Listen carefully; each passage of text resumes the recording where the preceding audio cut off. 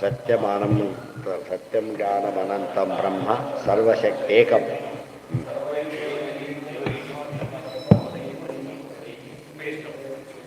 ಎಲ್ಲಿದೆ ಅದು?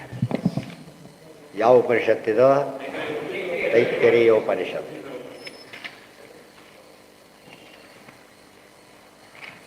ಯಾವುದು ಮುಗಿದಿದ್ದು? ಮಾಂಡವ್ಯ. ಭೃಗುವಾಕ್ಯತೆಯ ಒಂದಾಗಿತ್ತೀಗ. ಏನು? ವರ್ಣ, ಸ್ವರ, ಮಾತ್ರ, ಆಮೇಲೆ ಅಷ್ಟಕ್ಕೂ ಅರ್ಥ ಹೇಳಿದರು. ವರ್ಣ ಅಂದ್ರೇನು, ಸ್ವರ ಅಂದ್ರೇನು, ಮಾತ್ರ ಅಂದ್ರೆ ಅಂತ ಹೇಳ್ತಾರೆ. ಅಧ್ಯಾತ್ಮ ಹೇಳೇ ಬಿಟ್ರು ಅವರಿಗೆ. ಈ ವರ್ಣ ಈ ಅಂತ ಅರ್ಥ ಅಲ್ಲ, ಆಧ್ಯಾತ್ಮಿಕ ಅರ್ಥ ಇದೆ ಅಂತ ಹೇಳಿದ್ದೆ ಅಂತ ಆಚಾರ್ಯ ಹೇಳಿದ ಎಲ್ಲ ಅರ್ಥಗಳು ಏನವೋ ಋಗ್ಭಾಷ್ಯ ಪೂರ್ತಿ ಹಾಗೆ ಬರೆದಿದ್ದಾರೆ. ಅದು ಬರೀ ಅಧ್ಯಾತ್ಮ ಪ್ರಧಾನವಾಗಿ, ಉಳಿದ ಅರ್ಥಗಳನ್ನು ಸೆಕೆಂಡರಿಯಾಗಿ ಹೇಳ್ತಾರೆ. ಇಲ್ಲಿ ಸಹನವು ಯಶಃ, ಸಹನವು ಬ್ರಹ್ಮವರ್ಚಸಂ ಹೇಳಬೇಕಾದ್ರೆ ವರ್ಣಾದಿವಾಚಕಂ ರೂಪಂ ಜ್ಞೇಯಂ ವರ್ಣಾದಿ ನಾಮಕಂ. ಬರೀ ವರ್ಣ ಬರೀ ಅಲ್ಲ, ವರ್ಣ ಅಂದರೆ ಪರಮಾತ್ಮ ಅಂತ ಅರ್ಥ, ಸ್ವರ ಅಂದರೆ ಪರಮಾತ್ಮ ಅಂತ ಅರ್ಥ, ಮಾತ್ರ ಅಂದು ಸ್ವರ ಅಂತ ಅರ್ಥ, ಇವೆಲ್ಲ ಪರಮಾತ್ಮ ಅಂತಲೇ ಅರ್ಥ ಅಂಥೇಳಿ ಎಲ್ಲ ದೇವ್ರ ಪದ ಅರ್ಥ ಮಾಡಿಬಿಡ್ತಾರೆ. ಆ ಮಾತನ್ನು ಉಪನಿಷತ್ತು ತೋರಿಸಿದೆ, ಹಾಗೆ ಮಾಡಬೇಕು ಅಂತ ತೋರಿಸಿದೆ. ಗೊತ್ತಾಯ್ತಾ? ವರ್ಣಾದಿ ವಾಚಕಂ ರೂಪಂ ಜ್ಞೇಯಂ. ದೇವರಿಗೆ ವರ್ಣ ಅಂತ ಯಾಕೆ ಕರೀತಾರೆ? ಆ ಪ್ರಸಂಗ ದೇವರಿಗೆ ವರ್ಣ ಅಂತ ಯಾಕೆ? ವರಣೀಯ. ವರಣೀಯ ಅಂದರೆ ತತ್ಸವಿತೃ ವರೇಣ್ಯಂ, ಎಲ್ಲರಿಂದನೂ ಕೂಡ ಬಯಸಲ್ಪಡಬೇಕಾದವನು. ಅದಕ್ಕೋಸ್ಕರ ವರ್ಣ ಅಂತ ದೇವರಿಗೆ ಹೆಸರು. ಸ್ವರತೇಸ್ತು ಸ್ವರ, ಸ್ವರತೇಸ್ತು ಸ್ವರ ಏನರ್ಥ? ಪರಮಾತ್ಮ ಸ್ವರತನಾದ್ರಿಂದ ಸ್ವರ ಅಂತ ಕರೀತಾರೆ. ಸ್ವರ, ಸ್ವರತ. ಆದರೆ ದೇವರು ಏನಂತ ಅದೇನರ್ಥ? ಇನ್ನೂರ ಡಿಪೆಂಡ್ ಆಗಿಲ್ಲ ಅಂತ. ಮಹಾಲಕ್ಷ್ಮಿಯರು ದೇವರು ಡಿಪೆಂಡ್ ಆಗಿಲ್ಲ, ದೇವ್ರಿಗೆ ಏನಂತ ಹೆಸರಿದೆ? ಸ್ವರ ಅಂತ ಕರೀತಾರೆ. ಇಲ್ಲಿ ಸ್ವರ ಶಬ್ದಕ್ಕೆ ಅರ್ಥನೇ ಬೇರೆ, ಆದರೆ ದೇವರಿಗೆ ಅಪ್ಲೈ ಮಾಡಿದಾಗ ಅರ್ಥನೇ ಬೇರೆ. ಅಂದರೆ ಆ ಪದ ದೇವ್ರನ್ನ ಹೇಳುತ್ತದೆ, ಅದೇ ಅರ್ಥಲ್ಲಿ ಹೇಳೋದಿಲ್ಲ. ಯಾವ ಅರ್ಥಲ್ಲಿ ಹೇಳುತ್ತೆ? ಬೇರೆ ಅರ್ಥ ಹೇಳುತ್ತದೆ. ಅದಕ್ಕೇನೆ ರುದ್ರ ಅಂತ ಹೆಸರಿದೆ. ಅದು ವಿಷ್ಣುವಿಗೂ ಅನ್ವಯ, ರುದ್ರದೇವರಿಗೂ ಅನ್ವಯ. ರುದ್ರದೇವರು ಹೇಳಬೇಕಾದ್ರೆ ಎರಡು ಅರ್ಥ ಇದೆ. ಒಂದೇನೋ ರೋದನ ಮಾಡಿದವರು, ಇನ್ನೊಂದು ಅರ್ಥವೂ ಇದೆ ರೋದನವನ್ನು ಪರಿಹಾರ ಮಾಡುವವರು. ಅರ್ಥ ಅವ್ರಿಗೂ ಮಾಡ್ಲಿಕ್ಕೆ ಬರುತ್ತೆ, ಯಾರಿಗೆ? ಚಿಕ್ಕವ್ರ ಮೇಲೆ ಮಾಡ್ತಾರೆ ಅವರು. ಅದು ಎಲ್ಲರಿಗೂ ಪರಿಹಾರ ಮಾಡುವವರು ನಾರಾಯಣ. ಅದು ಸರಿ. ಈ ಅರ್ಥ ಹೊಂದೋದೇ ಇಲ್ಲ. ಯಾವ ಅರ್ಥ? ರೋದನ ಮಾಡಿದವನ ಅರ್ಥ ರೂಲ್ಡ್ ಔಟ್, ಇಲ್ಲೇ ಇಲ್ಲ. ಅದು ಬುಡಿದ ಅರ್ಥದಲ್ಲಿ ಎಲ್ಲದೂ ಒತ್ಪಯ ಅಲ್ಲ. ಈ ಬುಡಿ ಕೆಳಗೆ ಎಲ್ಲರೂ ಉಪದೇಶ ಮಾಡಿ ಗುರುವಾಗಿ ಹೋಲಾಡಿಸ್ತಾರೆ ಹೊರತು ಅಬ್ಸಲ್ಯೂಟ್ಲಿ ಮಾಡೋದಾರು ದೇವರೇ. ಅದು ಸಂಕೋಚ ಮಾಡಬೇಕಾಗ. ಹಾಂ, ಹೌದಾ? ಹಾಂ, ಅದನ್ನೇ ಹೇಳ್ತಿರೋದು. ಮಾನಾತ್ರಾತ, ಮಾತ್ರ, ದೇವರಿಗೆ ಮಾತ್ರ ಅಂತ ಕರೆದುಬಿಟ್ರು. ಇಲ್ಲೇ ಏಕ ಮಾತ್ರ ದ್ವಿಮಾತ್ರ ಅಂದೇನರ್ಥ? ಒಂದು ಹ್ರಸ್ವ ಅಕ್ಷರ ಉಪಯೋಗಿಸ್ಲಿಕ್ಕೆ ಎಷ್ಟು ಉಪಯೋಗಿಸ ಅದನ್ನು ಮಾತ್ರೆ ಅಂತ ಕರೀತಾರೆ.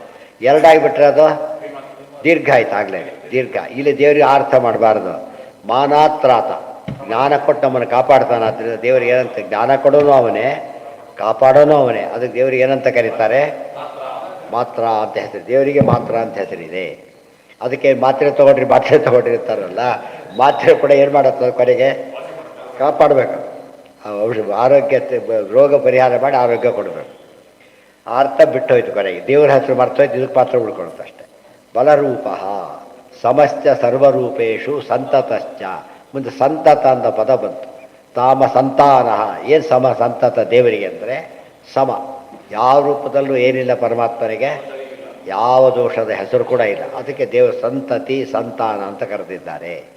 ವರ್ಣಾದಿ ವಾಚಕಂ ರೂಪಂ ಜ್ಞೇಯಂ ವರ್ಣಾದಿ ನಾಮಕಂ ವಿಷ್ಣೋರ್ವರ್ಣಾದಿ ಸಂಸ್ಥಂಚ ಪುಂಸು ತತ್ತತ್ ಕ್ರಿಯಾಪದಂ. ತತ್ತತ್. ಈಗ ನಮಗಿದು ವರ್ಣದ ಅರ್ಥ ಅನುಕೂಲ ಏನಾಯಿತು ಅಂದರೆ ಸುವರ್ಣ ವರ್ಣ ಹೇಮಾಂಗ ಅಂತ ಬಂತು. ಕೂಡಿಸ್ಬೇಕೀಗ ಸುವರ್ಣ. ಸುಮ್ಮನೆ ನಮಗೇನು ಅರ್ಥ ಆಗತ್ತೆ? ಸುವರ್ಣದಂತೆ ವರ್ಣವುಳ್ಳವನು ಅಷ್ಟೇ ಅರ್ಥ. ಹಾಗಲ್ಲ, ಸುವರ್ಣಗಳಿಂದ ವರ್ಣೀಯನಾದವನು. ಗೊತ್ತಾ? ಸಚ್ಚಾಸ್ತ್ರಗಳಿಂದ ಪ್ರತಿಪಾದ್ಯನಾದವನು ಅರ್ಥ ಬಂದ್ಬಿಡುತ್ತಾ, ಹೊಸ ಅರ್ಥ ಬರುತ್ತೆ. ಅರ್ಥ ಆಯ್ತಾ? ಅದಕ್ಕೆ ಆಚಾರ್ಯ ವಿಷ್ಣು ಸಹಸ್ರ ಒಂದೊಂದೇ ಬರೆದ ಇಡೀ ಇನ್ನೇ ಹೇಳಿದ ಇಡೀ ಸರ್ವಮೂಲನೇ ವಿಷ್ಣು ಸಹಸ್ರವಾದ ಭಾಷ್ಯ, ಇಡೀ ಸರ್ವಮೂಲನೇ ಬ್ರಹ್ಮಸೂತ್ರ ಭಾಷ್ಯ. ಯಾಕೆ ಬರಲಿಲ್ಲ? ರಿಬಿಟ್ ಆಗಬಾರ್ದು ಅರ್ಥ.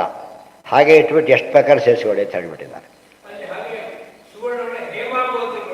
ಹಾಗೇನೆ ಹೇಮ ಶಬ್ದಕ್ಕೆ ಅರ್ಥ ಬೇರೆ ಹೇಳ್ತಾರೆ. ಮತ್ತೆ ಹೇಮ ಬೇರೆ, ಅಂಗ ಬೇರೆ ಜೊತೆಗೆ. ಇಲ್ಲಿ ವರ್ಣ ಸುವರ್ಣ ವರ್ಣ ಬೇರೆ ಆಗೋಯ್ತು. ವರ್ಣಕ್ಕೆ ಬೇರೆ ಅರ್ಥ, ಅಂಗಕ್ಕೆ ಬೇರೆ ಅರ್ಥ, ಹೇಮಕ್ಕೆ ಬೇರೆ ಅರ್ಥ, ಸುವರ್ಣಕ್ಕೆ ಬೇರೆ ಅರ್ಥ. ಸುಮ್ಮನೆ ನೋಡಿಕೊಂಡ್ರೆ ಎರಡು ಒಂದೇ ಅರ್ಥ ಕಾಣಿಸುತ್ತೆ, ಆಮೇಲೆ ನೋಡಿದ್ರೆ ಪೂರ್ತಿ ಬೇರೆ ಆಗ್ಬಿಡುತ್ತೆ. ಗೊತ್ತಾಯ್ತಾ? ಅದು ಸಂಸ್ಕೃತದ ವಿಶೇಷತೆ, ದೇವ್ರ ಮಹಿಮೆ ಎರಡೆರಡು. ಸಹನವು ಯಶಃ ಹೇಳಬೇಕಾದ್ರೆ ಪಾಠ ಹ್ಯಾಕೆ ಕೇಳಬೇಕು ಅಂತ ಹೇಳ್ತಾರೆ. ಸಹನವು ಯಶಃ, ನಮ್ಮಿಬ್ಬರಿಗೂ ಕೂಡ ಯಶಸ್ಸು ಸಮವಾಗಿ ಬರಲಿ. ಸಮವಾಗಿ ಬರಲಿ ಅಂದ್ರೇನು? ಈಕ್ವಲ್ ಅಂತ ಅರ್ಥ ಅಲ್ಲ, ಯೋಗ್ಯತೆ ತಕ್ಕಂತೆ ಬರಲಿ ಅಂತ ಅರ್ಥ. ಸಹನವು ಬ್ರಹ್ಮವರ್ಚಸ್ಸಂ, ನಮ್ಮ ಬ್ರಹ್ಮವರ್ಚಸ್ಸು ಅಂದ್ರೇನು? ಒಂದರ್ಥ ಬ್ರಹ್ಮವರ್ಚಸ್ಸು ಅಂತ ಹೇಳಿದ್ರೆ ಏನು? ಬ್ರಹ್ಮ ಅಂದರೆ ವೇದ, ಜ್ಞಾನಿಗಳ ಕಾಂತಿ. ಒಂದು ಪ್ರಶ್ನೆ ಕೇಳಿದಾಗ ಉತ್ತರ ಗೊತ್ತಿರೋ ಮುಖನೇ ಬೇರೆ ಇರುತ್ತೆ. ಉತ್ತರ ಬೆಲ್ಲಗೆ ಆ ಕಡೆ ನೋಡೋಕ್ಕೆ ಶುರು ಮಾಡ್ತಾರೆ. ಉತ್ತರ ಗೊತ್ತಿದ್ದವರು ತಲೆ ಬಗ್ಗಿಸ್ತಾರೆ, ಬೇರೆ ಕಡೆ ನೋಡ್ತಾರೆ. ಇವರು ಹೀಗೆ ನೋಡೋಕ್ಕೆ ಶುರು ಮಾಡ್ತಾರೆ. ಅರ್ಥ ಏನೋ? ಅವ್ರಿಗೆ ಗೊತ್ತಿದೆ ಅಂತ. ಅದು ವರ್ಚಸ್ಸು, ಜ್ಞಾನದ ವರ್ಚಸ್ಸು. ಎಜುಕೇಟೆಡ್ ನೋಡಿದ ತಕ್ಷಣ ಸೂಟು ಬುಟ್ಟು ಹಾಕಿಬಿಡ್ತಾರೆ. ಒಬ್ಬರು ಹಳ್ಳಿಗೆ ಅವನು ಏನೋ ಅಸಹ್ಯ ಕಾಡ್ತೇವೆ ಹಾಕಿಬಿಡುತ್ತೆ. ಯಾತಕ್ಕೆ? ಅವ್ರಿಗೆ ಮ್ಯಾಚ್ ಆಗೋದಿಲ್ಲ. ಇವನಿಗೆ ಹಾಗಲ್ಲ, ಯಾವುದರಲ್ಲಿದ್ದರೂ ಕೂಡ ಹೇಗೆ ಕಾಣಿಸ್ತಾನೆ? ವಿದ್ಯಾವಂತ, ಅದು ಗುರುತಿಸ್ತಾನೆ. ಅದಕ್ಕೇನು ಬ್ರಹ್ಮ ವರ್ಚಸ್ಸು ಅಂದರೆ, ವರ್ಚಸ್ಸು ಅಂದರೆ ತೇಜಸ್ಸು, ಬ್ರಹ್ಮ ತೇಜಸ್ಸು ಬಂದಿದೆ ಅಂತ ಅರ್ಥ. ಇಬ್ಬರಿಗೂ ಕೂಡ ಯಥಾಯೋಗ್ಯವಾದ ಬ್ರಹ್ಮವರ್ಚಸ್ಸನ್ನು ಕೊಟ್ಟು ಕಾಪಾಡು. ಅಥಾತಃ ಸಂಹಿತಾಯ ಉಪನಿಷದಂ ವ್ಯಾಖ್ಯಾಸ್ಯಾಮಃ, ಉಪನಿಷತ್ತನ್ನು ವ್ಯಾಖ್ಯಾನ ಮಾಡ್ತಾ ಇದ್ದೇವೆ ಅಂತ ಅವರೇ ಹೇಳ್ತಾರೆ ಮೂಲದಲ್ಲೇನೆ. ಪಂಚಸ್ಸು ಅಧಿಕರಣೇಶು, 5 ಅಧಿಕರಣಗಳಲ್ಲಿ, 5 ಅಧಿಕರಣಗಳಂದ್ರೇನು? ಅಧಿಷ್ಠಾನಗಳು ಅಂತ ಅರ್ಥ. ಯಾವುದು ಅಧಿಷ್ಠಾನಗಳು? ಒಂದು ಲೋಕಂ ಅಧಿ, ಆಮೇಲೆ ಲೋಕಂ ಅಧಿ ಜ್ಯೋತಿಷ್, ಒಂದೊಂದಿಗೆ ಸೇರಿಸ್ಬೇಕು. ಅಧಿಲೋಕ ಅಂತ ಅರ್ಥ. ಜ್ಯೋತಿಷಂ ಅಧಿಜ್ಯೋತಿಷಂ, ಆಮೇಲೆ ಅಧಿವಿದ್ಯಂ ಅಧಿಪ್ರಜಂ ಅಧ್ಯಾತ್ಮ. 5 ಕಡೆಗೆ ಅಧಿಷ್ಠಾನ ಮಾಡಿಕೊಂಡು ದೇವರನ್ನು ಆರಾಧನೆ ಮಾಡಬೇಕು ಅಂತ ಹೇಳ್ತಾರೆ. ಅದ್ಯಾವುದು? ಮಹಾಸಂಹಿತ. ಇವನ್ನೇನಂತ ಕರೀತಾರೆ? ಇವಕ್ಕೆಲ್ಲ ಕೂಡ ಮಹಾಸಂಹಿತ ಅಂತ ಕರೀತಾರೆ. ಮಹಾಸಂಹಿತ ಅಂತ ಯಾತಕ್ಕೆ ಕರೀತಾರೆ ಅಂದರೆ, ಮಹಾತ್ಮ ಪರಮಾತ್ಮ, ಅವನನ್ನು ತಿಳಿಸ್ಕೊಡೋದ ಕಾರಣಕ್ಕೋಸ್ಕರ ಮಹಾಸಂಹಿತ ಅಂತ ಹೆಸರು. ಈ ಹೆಸರು ಪರವಿದ್ಯಾ ಅಂತ ಹೇಗೆ ಬ್ರಹ್ಮಸೂತ್ರಗಳ ಹೆಸರು, ಇದಕ್ಕೆಲ್ಲ ಈ ಬ್ರಹ್ಮವಿದ್ಯೆ ಏನೊಂದು ಹೆಸರು, ಮಹಾಸಂಹಿತ ಅಂತ ಹೆಸರಿದೆ. ಇವೆಲ್ಲ ಯಾವುದು ಅಂದರೆ ಅದಾಕ್ಷ, ಇದನ್ನು ಯಾರೂ ಬರೆಯೋದಿಲ್ಲ. ಅದು ಮುಂದೆ ಹೇಳ್ತಾರೆ ಆಚಾರ್ಯ. ನಾರಾಯಣಾದಿ ರೂಪಾಣಿ ಲೋಕಾದಿಷು ಪಂಚಸು, ನಾರಾಯಣ ವಾಸ್ತವ ಸಂಕಟ ಪ್ರದ್ಯುಮ್ನ ಅನಿರುದ್ಧ, 5 ರೂಪಗಳನ್ನು ಅಲ್ಲಿ ಹೇಳಿದ್ದಾರೆ ಅಂತ ಹೇಳ್ತಾರೆ. ಅದರ ವಿವರಣೆಗಳನ್ನು ನಾಳೆ. ಸರ್ವೇಂದ್ರಿಯ ಪ್ರೇರಕೇಣ ಶ್ರೀ ಪ್ರಾಣಪತಿನೇರಿತಃ ಯದವೋಚಮಹಂ ಯತಾಂ ಕಮಲಾಲಯಃ.